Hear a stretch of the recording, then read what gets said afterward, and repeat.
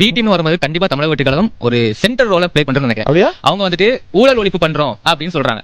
ஆனா அதிமுக இருந்தவங்கள கட்சியில நினைச்சுக்கிறாங்க. அதே மாதிரி பாசிச எதிர்ப்பு பண்றோங்கிறாங்க.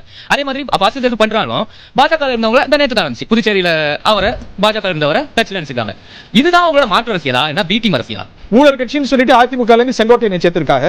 திட்டமிட்டு ஒரு கருத்துவாக்கம் செய்யப்படுது. சதி எடுத்துச்சு அப்படின்னு. இது ஏன்னா விஜய் பொருட்கள் தப்பிக்க விட்டாங்க. எங்கேயோ செத்து போய் உடம்பு கூட இங்க போட்டாங்கிறாங்க. இதெல்லாம் ஆபத்தான பரந்தாமன் பேசுவார். தவறு இருக்கு. ஏன்னா அவர் ஆக்டர் சம்பவத்துக்கு அப்புறமாச்சு நின்று இல்ல வருந்துகிறேன் இல்ல என்னாலதான் இந்த சம்பவம் நடந்தது அப்படின்னு நின்று பேசிருக்கலாம். இல்ல ஏதாவது சொல்லிட்டு போயிருக்கலாம். அரசியல் பண்ணக்கூடாதா? அவர் ஒரு அரசியல் கட்சியை தேர்ந்தெடுக்க கூடாதா? அதிமுக நீங்க எதிர்க்கிறீங்க, திமுக எதிர்க்கீங்க, ஊழல் செய்யற கட்சின்னு எதிர்க்கீங்க. அப்ப